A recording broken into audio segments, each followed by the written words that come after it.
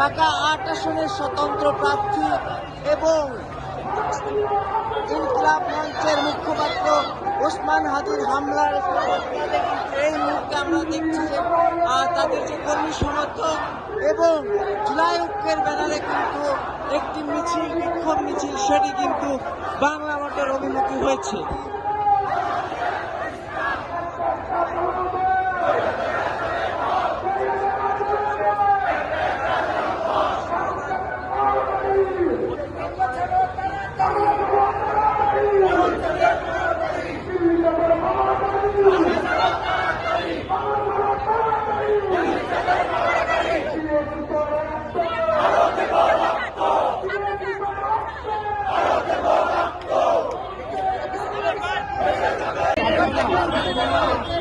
বর্তমানে তিনি